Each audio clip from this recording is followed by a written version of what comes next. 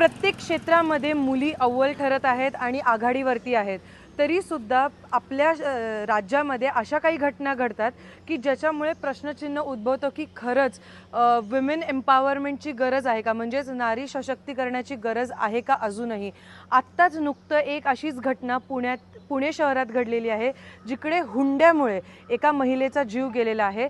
तर नक्की अजूनही पुणेसारख्या शहरात ही हुंडा प्रथा आणि ही जी प्रथा चालू आहे त्याच्यावरती नक्की विद्यार्थ्यांचं काय म्हणणं आहे हे जाणून घेऊयात. आत्ता मी आले पुणे विद्यापीठामध्ये. दादा, तुम्ही हे सगळं ऐकलं असेल, आत्ता जे काही घडलं आहे त्याच्यावरती पहिली तुमची प्रतिक्रिया काय आहे? गेल्या 2-3 दिवसांपासून प्रसारमाध्यमावरून आम्ही या सगळ्या गोष्टी पाहतो आहोत. याच्यामध्ये अत्यंत भयानक गोष्टी समोर येत आहेत. म्हणजे 51 तोळे सोनं, महागडे घड्याळं, महागड्या गाड्या, अशा सर्व गोष्टी देऊन देखील त्या संबंधित मुलीला त्याच्या सासरच्या सगळ्या कुटुंबियांकडून प्रचंड प्रमाणात त्रास होत होता. आता एक गोष्ट याच्यामध्ये मला सांगायची वाटते की जितका समाज शिकतोय तितका तो अडाण्यासारखा वागतोय. ज्यावेळेस तुम्ही ग्रामीण भागामध्ये जाता किंवा आदिवासी पाड्यामध्ये जाता, आदिवासी संस्कृतीमध्ये गोटूल नावाची संकल्पना आहे, त्या ठिकाणी अशा पद्धतीने कसल्याही पद्धतीची वस्तूंची देवाणघेवाण होत नाही. हुंड्यांसाठी कुणाला मारलं जात नाही आणि अतिशय चांगल्या पद्धतीने माणसाला माणसासारखं वागवलं जातं. परंतु ही घटना अत्यंत खेदजनक आहे. एक विद्यार्थी म्हणून आम्ही या गोष्टीचा निषेध व्यक्त करतो आणि सर्व विद्यार्थ्यांनी, म्हणजे जे विद्यापीठामध्ये शिकत आहेत किंवा पुण्यामध्ये वेगवेगळ्या ठिकाणी शिकतात, या सर्व विद्यार्थ्यांनी असा संकल्प केला पाहिजे की मी भविष्यात जेव्हा केव्हा लग्न करेल त्यावेळेस अशा पद्धतीचा हुंडा घेणार नाही आणि कुटुंबातील इतर सदस्यांचा, बहिणींचा विवाह करत असताना हुंडा देणारही नाही. अशा पद्धतीचा विचार करण्याची गरज आहे. बरं, तुम्हाला एक प्रश्न आहे की आज आपला समाज इतका पुढे गेलेला आहे, आपण म्हणतो की 21व्या शतकात आपण जगतो, 21st सेंचुरी, तरीसुद्धा मुलींना असं होतं, त्यांना या गोष्टींना सामोरं जावं लागतं, डोमेस्टिक व्हायलन्सला सामोरं जावं लागतं. तर त्याच्यावरती आज हुंडा घेणं, आज तुमचं लग्न होईल किंवा पुढे जाऊन तुम्हीसुद्धा या गोष्टींना, तुमचे बहिणी जे असतील, तर अशा जे प्रकार घडतात ते योग्य आहे का आणि त्याच्यावरती काय आत्ता तोडगा काढला पाहिजे, कारण जे त्याच्यावरती प्रतिबंधक कायदे आहेत ते कुचकामी आहेत का? मग नमस्कार, मी ॲडव्होकेट अक्षय दैफळे. तसं पाहायला गेलं तर हुंडा प्रतिबंध विरोध कायदा हा 1961 साली भारत सरकारने तयार केला, तरीसुद्धा हुंडा प्रतिबंध केला जात नव्हता. त्याच्यानंतर 2005 साली डोमेस्टिक व्हायलन्स ॲक्ट नावाचा कायदा भारत सरकारने तयार केला. त्यातून मुलींवर होणारे अत्याचार हे थांबले पाहिजेत अशी त्यातून संकल्पना होती. परंतु त्या कायद्याचं उद्दिष्ट सॅटिस्फाय केलं नाही. कारण जोपर्यंत कायदा हा समाज व्यवस्थेत रुजला जात नाही तोपर्यंत कायद्याचं भीती जोपर्यंत बसत नाही तोपर्यंत काही याच्यातून साध्य होणार नाही. त्या कायद्याच्या अंतर्गत, हुंडा प्रतिबंध कायद्याच्या अंतर्गत, हुंडा देणे आणि घेणे ह्या दोन्ही गुन्हा आहे. जरी तुम्हाला 5 वर्षापर्यंत आणि 15,000पर्यंत शिक्षा असून सुद्धा जर ह्या अशा घटना समाजात घडत असतील. एक प्रश्न आहे, 15,000ची ती शिक्षा आहे, पण आज हुंडा घेताना 51 तोळे सोनं, आज 1 तोळे सोनं किती, 1 लाखापर्यंत गेलेलं आहे. तर तेव्हा माझा प्रश्न हा आहे की फक्त 15,000ची शिक्षा आणि 51 तोळे सोनं ही एक घटना झाली, पण आपण जे बघतो की अनेक ठिकाणी हुंडा किती कोटींमध्ये सुद्धा घेतला जातो, सोन्याच्या मार्फत असू दे, गाड्यांच्या मार्फत असू दे. मग हा जो प्रतिबंधक कायदा हा कुचकामी ठरलेला आहे का? सदरी कायद्याचं उद्दिष्ट सॅटिस्फाय होतंय की नाही हा दरवर्षी आपण आपण लॉ कमिशन रिपोर्ट सादर होतो, त्या लॉ कमिशनच्या रिपोर्टच्या अंतर्गत सुद्धा हा कायदा अत्यंत कुचकामी ठरलेला आहे. ह्या कायद्याच्या भीती राहिलेली नाहीये आणि हा कायदा जोपर्यंत ह्या कायद्याची शिक्षा तर जास्त होत नाही तोपर्यंत ह्या कायद्याचा डिटरन्स क्रिएट होणार नाही.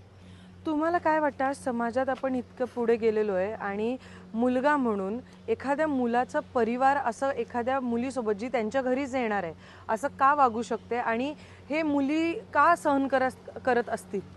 घडलेला प्रकार निश्चितच एकदम घृणास्पद आहे. सगळ्यांनी त्याचं दुःख मानलंच पाहिजे.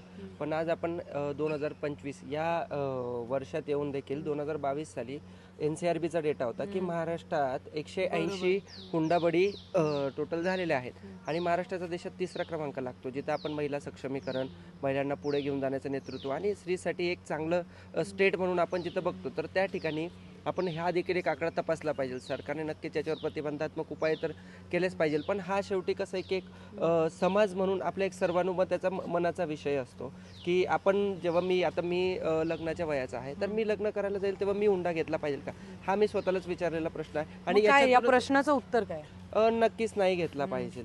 तर आणि भविष्यात पण समजा जे कोणी लग्नाचे तरुणाचे वय असणारे मुलं असतील, तर त्यांनी या मनाने ठेवणारा विषय आहे. आणि ज्या प्रकारे त्या स्त्रीला बघितलं की 51 तोळे सोनं देऊन सुद्धा त्यांची हाव संपत नव्हती, 1,20,000 रुपयाची त्याला घड्याळ देण्यात आलेली होती, आणि त्या तरी देखील फक्त गाडीसाठी जर तिला अशा प्रकारे छळवणूक करून मारहाण करण्यात आली असेल, तर आपण समाज म्हणून हा गोष्ट बघितला पाहिजे की आपण 2025 साली कोणत्या दिशेला जात आहोत. मला असा अजून एक प्रश्न आहे सर तुम्हाला की हे जे हुंडा देवाणघेवाण होतं, आता जसं हे म्हणले की प्रत्येकाने विचारला पाहिजे हा प्रश्न स्वतःला, तर आज जेव्हा आपण 2025 या साली आपण जगतोय, आपण जसं मी मगाशी म्हणलं 21व्या शतकात आपण वावरतोय, तर हे जे सगळं आपण एकंदरीत चित्र बघतो, हुंडा प्रथा ही का संपुष्टात अजूनही येत नाही आहे? ही लोकांची मानसिकता आहे की मी आता मगाशी चर्चा करत होतो मित्रांसोबत की जे जास्त नोकरीपर्यंत महत्त्वाच्या पदावर जातात ते जास्त हुंडा घेतात, आणि जे अडाणी माणसं आहेत ते हुंडा घेतच नाहीत. असं कुठलं तुमच्याकडे उदाहरण आहे? भरपूर उदाहरणं आहेत आता. म्हणजे जे प्राध्यापक होण्यासाठी काही लोकांना 50 लाख 1 कोटीपर्यंत पैसे भरावे लागतात, आणि त्यांची मानसिकता अशी होती की जर मी नोकरी जर पैसे देऊन मिळवले असेल तर मी बायको करताना लग्न करताना देखील मला ते पैसे रिटर्न मिळाले पाहिजेत, अशा पद्धतीचा व्यवहारच डायरेक्ट होतोय. आणि याच्यामध्ये मी कालपासून त्या मुलाखती वेगवेगळ्या बघतोय, त्या मुलीच्या मामाचं एक स्टेटमेंट वाक्य मी ऐकलं, तर ते म्हणतायत की तो लग्न समारंभ जो होता तेव्हा एवढा भव्यदिव्य होता, राज्याचे उपमुख्यमंत्री त्या ठिकाणी होते, आणि मुख्यमंत्री महोदयाने दादानेच त्यांना प्रश्न पण विचारला होता, एक खोचक प्रश्न होता की बाबा हे खरंच प्रेमाने दिलंय का तुम्ही बळजबरी घेतलंय.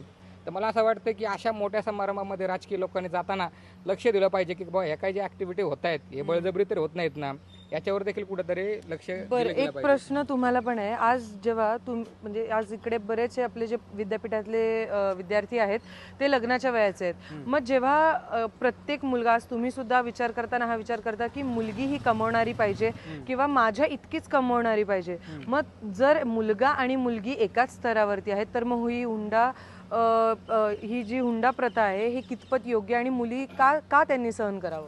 खरं तर स्त्री पुरुष समानता हे कित्येक वर्षापासून आपण चळवळीतून समोर आलेलं आहे, आणि त्याच्यासाठी स्त्रिया आणि पुरुष पण झगडत आहेत.